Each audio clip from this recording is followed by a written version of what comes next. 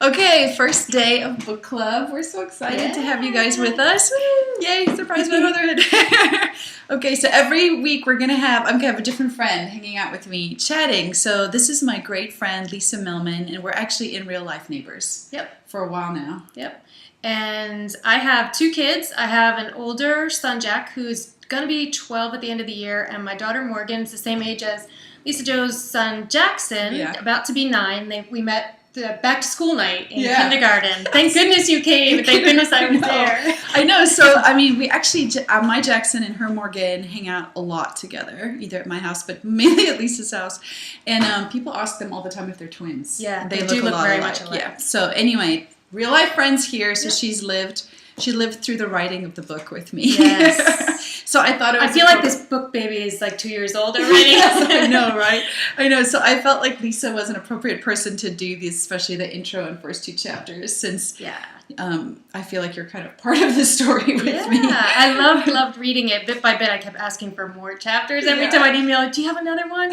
But I noticed, like, in the intro, one of the things that I found interesting, and we've had this conversation, is that you never wanted to be a mom. Yeah. And I always wanted to be a mom. Like, mom, teacher, like, those were my things. That's what I was going to do. And so I didn't actually have my kids until I wasn't married until I was 31. So my kids were 32 and 35. And I was older, too, because Jackson was 31 as well. And Mika was 33 and Zoe was 36. Right. So, yeah. And so I think that, you know, whether you wanted to be a mom or you didn't, it's totally unexpected, all of it. Like, I had this beautiful pregnancy, and it was great with my first child. And from the minute I went into labor until today, this minute, like, it has been a surprise every day. Good. Well, that's why, like, the intro of the book is called Why I Wrote This Book, Because You Are My People. I mean, I really felt that way. I felt like I wrote this book because I wanted to have read this book 9 years ago. I wish I had this book. Because I wanted someone to tell me, like, it's okay that it's so hard and confusing and that you don't know what's going on, and you're 1 minute you're in love with the baby and the next minute you want to escape, but it takes forever to go anywhere when you have a small baby with you. It's so overwhelming. And I think you feel totally alone. I mean, I only had 3 months off with Jack, and he started getting interesting at, like, the 3rd month.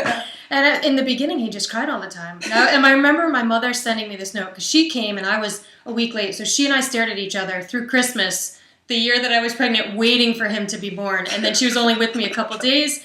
And I remember her sending me a note later on. She said, "It will get better and you will love him." And I was just like, it says it in here, like, you wanted Jackson to love you. And I was like, why doesn't this baby just stop crying? I know. Like, why? I did everything in the book. I have the schedule. I've got the chart. He pooped, he peed, he ate, he burped, he threw up. Like, that was the whole day. I know, she's talking. So is that in chapter 1, why you can't possibly know what to expect when you're expecting? And you had the nursing chart. Yep, I had a chart. I felt like I needed to track the nursing so that I could prove that I wasn't failing, because all the books said the baby was supposed to eat at a certain time and wake up at a certain time, and he just did nothing. It doesn't say anything about they eat and then they puke it all up after 45 minutes of you holding them upright while you're in a chair. That all happens. And I just, I wanted someone to help me make sense of that. Like, I wanted someone to tell me I was going to make it and to explain to me about motherhood. That, you know, there's a quote here on page 7 that says, "The parable of motherhood is a profound one. I just didn't know it yet." And I think it takes years to figure out that motherhood is about, like, this process of breaking up with yourself, right? It is. Yeah. It really is. Especially like us when you're older. I think it would have been different if I was 21. Maybe, yeah. When I had my child, because then you just go from, you know, you're at home and then you got married and you had a child. I don't know, though, because I have readers write to me who are young moms, too, and just talk about, there's sort of a grieving process, I think, that happens with a transition from a life where you're the primary person in your life to giving up all this parts of who you are for somebody else. And I think it's okay to grieve that transition. And I think that's sometimes, for me, I needed to figure out a word to understand what I was going through. And I think it really was like a grieving process. And I think that at least in my case, if I had had this book, I'm first not sure when I'd have the time to have read it. Yeah. When he slept for 45 minutes at a time. Yeah. But I felt really lonely. Yeah. Like, I felt really alone. And I said, and like, you're F minus. I was like, that's it. I stink. I've been good at everything. You know. Like, I do things that turns out right, and I move on. And this, I was like, I'm a failure. It's so like, hard. It was so demoralizing, and you just say, I stink at this, and this is all I wanted to do. So I did, in chapter 2, I share my birth story of Jackson. And he was born in South Africa, and I had been afraid of having kids.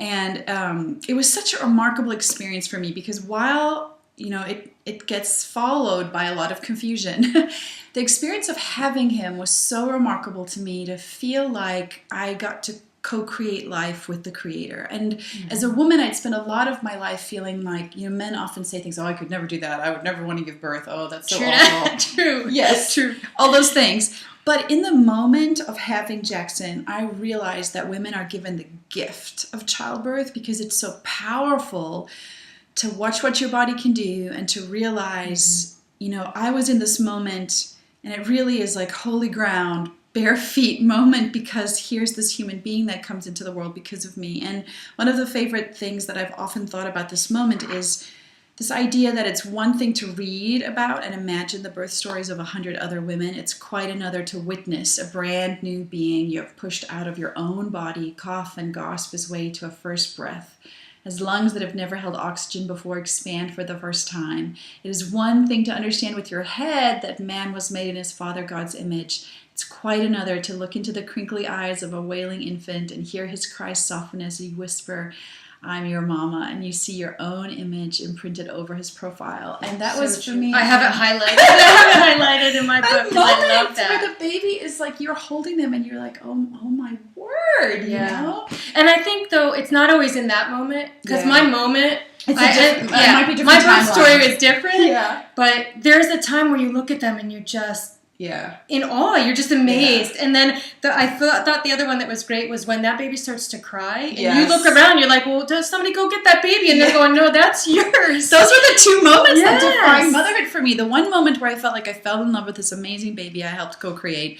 And the second moment happened a couple weeks later. We're all gathered around at home, and the baby starts to cry. And I kind of look around the room full of aunts and uncles and parents, and they all look at me, and I realize, oh my word, it's me. And I love this. It says, I would be the forever one expected to go when he cried, when he got hurt, when he was hungry or tired or teething, when he took first steps and when he fell down and when he graduated college, and when he got his heart broken. That would all be me and his dad and me. And me, especially the me part. Especially the me part. And I think that's so true. So those are the first few. That's the first portion of the book. And feel free to chime in the comments today and leave the things that surprised you about motherhood or any questions that you have about these chapters. And I'll be on Twitter tonight answering questions. And we'll post that Q&A on Wednesday. And thank you so much for hanging out with me. This was so fun. Love this book.